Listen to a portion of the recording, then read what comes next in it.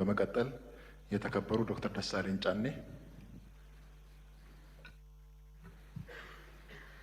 አመሰግናለሁ። የተከበሩ አፈ ጉባኤ፣ ክቡር ጠቅላይ ሚኒስትሩንም ለጊዜያቸው ማመስገን ፈልጋለሁ። ጥያቄን እንደሚከተለው በንባብ አቀርባለሁ። ሀገራችን ዛሬ ያጋጠሟት ውስብስብ ችግሮች፣ ተግዳሮቶችና ስጋቶች ፖለቲካ ወለድ ሲሆኑ መፍትሄያቸውም ፖለቲካዊ እንጂ የጠመንጃ አፈሙዝ ሊሆን አይገባም። በድህነት አዙሪት ውስጥ የኖረች ሀገር ባለፉት 7 የብልጽግና አገዛዝ ዓመታት ደግሞ በእንቅርት ላይ ጆሮ ደግፍ እንዲሉ ለከፋ የጸጥታና የደህንነት ቀውስ አዙሪት ሳይክል ኦፍ ሴኩሪቲ ክራይሲስ እንዲሁም ማባሪያ የሌላቸው አውዳሚ የእርስ በርስ ጦርነቶች ውስጥ አስገብቷታል። ኢህአዴግ አምባገነናዊ ልማታዊ አገዛዝ ነበር። ወደ ብልጽግና ያደረገው መለወጥ ወይም ሜታሞርፎሲስ ደግሞ የሙሉ ጊዜ ጦረኛና እልቂት ጠማቂ አገዛዝ እንዲሆን አድርጎታል። በመደማመጥና ሰጥቶ መቀበል መርህ ላይ ተመስርተን አገራዊ ልዩነቶችን በማጥበብ ሁሉን አካታች ወደሆነ ማህበረሰባዊ መግባባትና ፖለቲካዊ ስምምነት ወይም ፖለቲካል ሴትልመንት ከማምራት ይልቅ ብልጽግና ፓርቲ በሚከተለው ጠቅላይ አገዛዝ ወይም ቶታሊታሪያን ሊደርሺፕ ምክንያት ሰላም ከራቀን ከራረም። ባለፉት 6 ዓመታት በኦሮሚያ፣ በትግራይ፣ አማራና አፋር ዛሬም ድረስ ደግሞ በአማራና በኦሮሚያ ክልሎች በቀጠለው ጦርነት የድሃ አርሶ አደርና ከተሜው ልጆች በሁሉም በኩል እንደ ቅጠል እየረገፉ ነው። ማቆሚያ በታጣላቸው የእርስ በርስ ጦርነቶች በትሪሊየን የሚቆጠር የሀገር ሀብት ንብረት እየወደመ እንደሆነ የጠቅላይ ሚኒስትሩ የኢኮኖሚ አማካሪ ቡድን በሰራው ኢኮኖሚ ዋይድ ኢስቲሜሽን ኦፍ ዘ ኖርዘርን ኢትዮጵያን ዋር ዳሜጅ የሚል ጥናት በአንድ ዓለም አቀፍ ኮንፈረንስ ላይ ቀርቦ የሰሜን ኢትዮጵያ የጦርነት ያደረሰው ጉዳት ግምቱ 32 ቢሊዮን ዶላር እንደሚጠጋ ተተምኗል። እንዲሁም የዓለም ባንክ በ2022 ኢትዮጵያ ዳሜጅ ኤንድ ኒድስ አሰስመንት ብሎ ባወጣው ሪፖርትም በሰሜን ኢትዮጵያ ጦርነት የደረሰው ጉዳት ግምት 28 ቢሊዮን ዶላር ያደርሰዋል። አማካይ ግምቱ 30 ቢሊዮን ዶላር ነው ማለት ነው። ባለፉት 6 ዓመታት እስከ ዛሬ ድረስ ደግሞ በአማራ፣ በኦሮሚያ፣ በቤንሻንጉል ጉሙዝ፣ በደቡብ ጋምቤላ፣ አፋርና ሶማሌ ክልሎች እየተካሄዱ ያሉ ጦርነቶችና የእርስ በርስ ግጭቶች የጉዳት ግምት ከሰሜኑ ጦርነት ጋር እኩል አድርገን 30 ቢሊዮን ዶላር ምሁራዊ ግምት ብንወስድ ጠቅላላ ግምቱ ወደ 60 ቢሊዮን ዶላር ወይም በሰሞኑ የባንክ ምንዛሬ በ130 ብር ሲሰላ 7.8 ትሪሊየን ብር ገደማ ነው። በዘንድሮ በጀት ልክ ቢሰላ ደግሞ በቀጣይ 8 ዓመታት የሀገራችን በጀት የሚሆን ሀብትና ንብረት በጦርነቶችና ግጭቶች አውድመን እንዲሁም በሚሊዮን የሚቆጠሩ ወጣቶችን ጭድ አድርገን ዛሬም የጦርነት ነጋሪት እየጎሰምን ቀጥለናል። የዚህ የእርስ በርስ መጠፋፋት ጉዞ ውጤትም የተባበሩት መንግስታት የልማት ፕሮግራም ባወጣው የ2024 ግሎባል መልታይ ዳይሜንሽናል ፖቨርቲ ኢንዴክስ ፖቨርቲ አሚድ ኮንፍሊክት ሪፖርት እንዳመላከተው 72 በመቶ ወይም 86 ሚሊዮን ኢትዮጵያውያን በድህነት እንደሚኖሩ ይፋ አድርጓል። የውጭ ምንዛሬ ለውጡንና የኮሪደር ስራ ተያይዞ መኖሪያና የንግድ ቤታቸው የፈረሰባቸው በመቶ ሺዎች የሚቆጠሩ ችግር ላይ የወደቁ ዜጎችም አሉ። ከቅርብ ጊዜ ወዲህ ደግሞ እንኳን ከኑሮ መሰረታቸው የተነቀሉት ይቅርና ስራ ሰርተው በላባቸው የሚኖሩ ኢትዮጵያውያን ጭምር የኑሮ ውድነቱን መቋቋምና ልጆቻቸውን ማሳደግ ተስኗቸዋል። በዚህ የድህነት ብጣኔና የኑሮ ውድነት ላይ የተጨመረው የጦርነት አዙሪት ለሀገራችን ከፍተኛ ብሔራዊ የደህንነት አደጋ አዝሏል የሚል ስጋት አለኝ። በሰብአዊ መብቶች ጥበቃ ረገድም የተባበሩት መንግስታት ድርጅት የሰብአዊ መብት ኮሚሽን በኢትዮጵያ ላይ በቅርቡ ባወጣው አፕዴት ኦን ዘ ሂውማን ራይትስ ሲቹዌሽን ኢን ኢትዮጵያ ጁን 2024 ሪፖርት በሀገራችን ላይ እየደረሰ ያለውን ከፍተኛ ሰብአዊ መብት ጥሰት በዝርዝር አቅርቧል። ሪፖርቱ እንደ ሀገር የማያወላዳ ትኩረትና አፋጣኝ እርምጃ እንድንወስድ የሚሹትን የተንሰራፉና ስልታዊ የሰብአዊ መብት ረገጣዎች የደረሱበትን አሳሳቢ ሁኔታ ያሳያል። በሪፖርቱ የተካተቱ ጉዳዮች ልብ የሚሰብሩና በጣም አሳሳቢ ናቸው። ለምሳሌ በፈረንጆቹ 23 ብቻ በተፈጸሙ 594 የመብት ጥሰቶች በትንሹ 8253 ተጎጂዎች ተመዝግበዋል። ከነዚህ ውስጥ 1106 ሲቪሊያኖች በአማራ ክልል፣ 366 ሲቪሊያኖች በኦሮሚያ ክልል ተገድለዋል። በ5 ወራት ብቻ ከ250 በላይ ሰላማዊ ሰዎች በድሮን ተገድለዋል። ከላይ ለማሳያ በሪፖርቱ የተካተተው የተጎጁ ሲቪሎች ቁጥር ሲሆን አክቹዋል የተጎጂዎች ቁጥር ግን ከዚህም የሚበልጥ ነው። እነዚህ የተንሰራፉ የመብት ረገጣዎችና ከህግ ውጭ ግድያዎች በፈረንጆቹ 2024-25 ዓመተ ምህረት ተባብሰው ቀጥለዋል። የድሮን ጥቃት ዛሬም በአማራ ክልል ተጠናክሮ የቀጠለ ሲሆን ህፃናትን ጨምሮ ሲቪሊያኖች እየተገደሉበትና የሲቪሊያን ተቋማት እየፈረሱ እንደሆነ ቢቢሲን ጨምሮ በዓለም አቀፍ ሚዲያዎች ተዘግቧል። በተጨማሪም ሪፖርቱ የዴሞክራሲያዊ ማህበረሰብ አስፈላጊ ምሰሶች በሆኑት ሀሳብን በነጻነት የመግለጽ፣ የመሰብሰብ፣ የመደራጀት መብት ላይ ከፍተኛ ገደቦች መደረጋቸውን በአጽንኦት አመላክቷል። ጋዜጠኞች፣ አክቲቪስቶች እና ሰላማዊ ዜጎች እውነትን የመናገር መብታቸውን በመጠቀም ተጠያቂነት እንዲሰፍን በመጠየቃቸው ብቻ ማስፈራራት፣ እንግልት፣ ስደት፣ እስራት እና አለፍ ሲልም እገታና አስገድዶ መሰወር ይደርስባቸዋል ይላል ሪፖርቱ። ለምሳሌ ያለመከሰስ መብት ያላቸው አማራ የሆኑ የፌዴራልና የክልል ህዝብ እንደራሴዎች የሆኑት አቶ ክርስቲያን ታደለ፣ አቶ ዮሐንስ ጓያለው፣ ዶክተር ካሳ ተሻገር ያለመከሰስ መብት ሳይነሳ ተይዘው ለ20 ወራት ታስረው ይገኛሉ።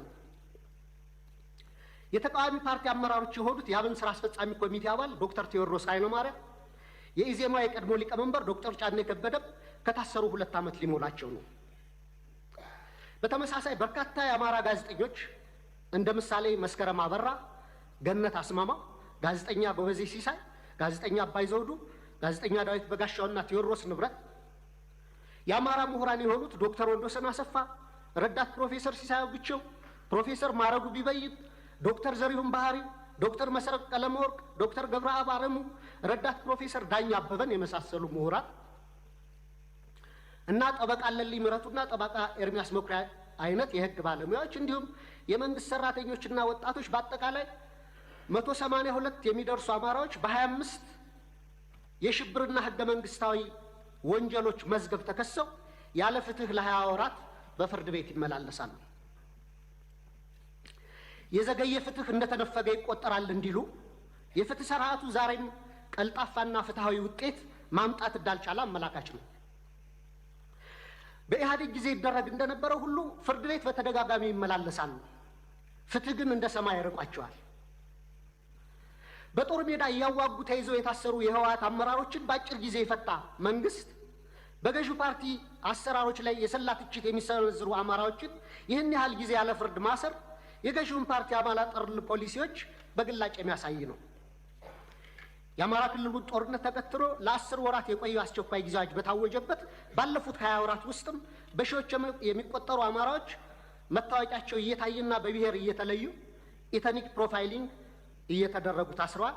ኢሰብአዊ ለሆኑ አያያዞች መጋለጣቸውንም መንግስታዊ የመብቶች ተቋም ኢሰመቁና ዓለም አቀፍ ድርጅቶች ጭምር ገልጸውታል። የአስቸኳይ ጊዜ አዋጅ ከተጠናቀቀ በኋላ ባለፈው ወር በመዲናችን እስከ ተካሄደው የአፍሪካ መሪዎች ጉባኤ ድረስ የአማራ ልጆች ጅምላ እስር አልቆመም።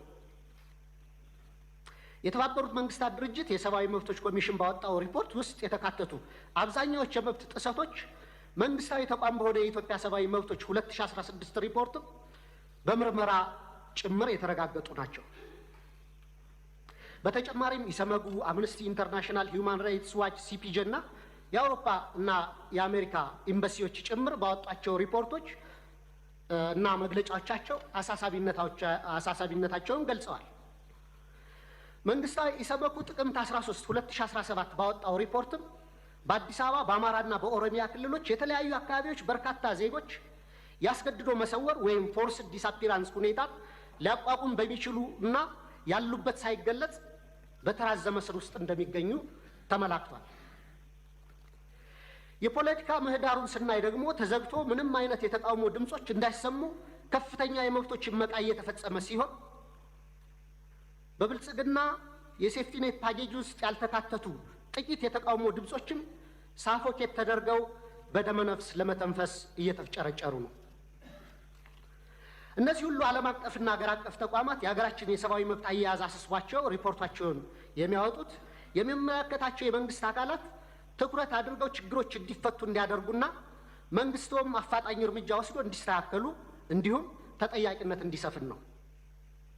የህዝብ ተወካዮች ምክር ቤትም አንድም ቀን እንኳ ሁኔታውን በተመለከተ በምክር ቤቱ ስብሰባዎች አጀንዳ አድርጎ አለመወያየቱ፣ ሁኔታውን በተመለከተም በአስፈጻሚው ላይ በቂ ክትትልና ቁጥጥር አለማድረጉ፣ በህገ መንግስቱ በተሰጠው ስልጣን መሰረት አንድም የእርምት እርምጃ አለመውሰዱ በታሪክና በትውልድ ፊት ተጠያቂ የሚያደርገው ነው። የተከበሩ አፈ ጉባኤ፣ ክቡር ጠቅላይ ሚኒስትር፣ ከላይ ያለውን የሀገሪቱን ነባራዊ ሁኔታ የተመለከተ ረጅም ትችት ያቀረብኩት ለጥያቄ መቅድም እንዲሆነኝ እንጂ መቼም ብልጽግና ስለ ሀገራዊ ችግሮቻችን አላይም፣ አልሰማም፣ አልናገርም ካለ ውሎ ማደሩ ጠፍቶኝ አይደለም። ብልጽግና የሚታየው ጦርነት፣ የሚሰማው የቄስ ሞገሴዎችን ከንቱ ውዳሴ፣ ከተናገረም ወይ ደረቅ ፕሮፓጋንዳ ወይም ነጭ ውሸት ነው። በመካከል የከሱና የመነመኑ እውነቶች የሉም ማለት ግን አይደለም። ወደ ጥያቄ ስገባ ባለፉት 7 ዓመታትና ከዚያም በፊት ባሉ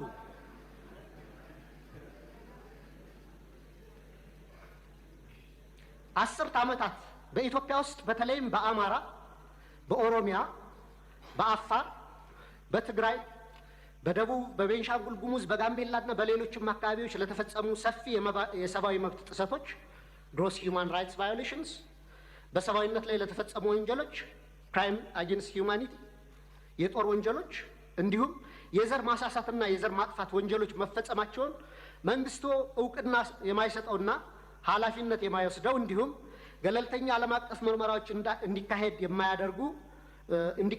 የሚደረጉ ጥሪዎችን የሚያጣጥለው ለምንድን ነው?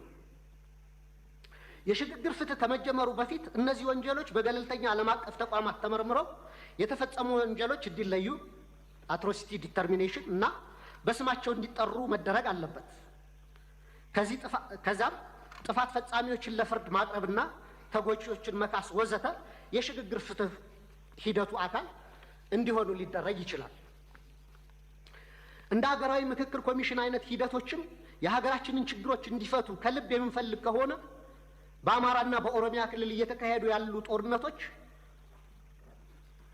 አውዳሚ ወንድማማች ጦርነቶች በአስቸኳይ እንዲቆሙ ሳይለንሲንግ ዘገንስ መደረግ አለበት። የሰሜኑን ጦርነት እንዲቆም ያደረገው ዋነኛው አካል የፌዴራል መንግስቱ ሲሆን አሁንም በተለያዩ የሀገሪቱ አካባቢዎች ያሉ ጦርነቶችን የማስቆም ተቀዳሚ ኃላፊነቱ የሞራልና የታሪክ ተጠየቅም የሚወድቀው በፌዴራል መንግስቱ ላይ ነው። መንግስታዊ ያልሆኑ ተፋላሚዎች ኃላፊነታቸው በሁለተኛ ደረጃ የሚታይ ነው።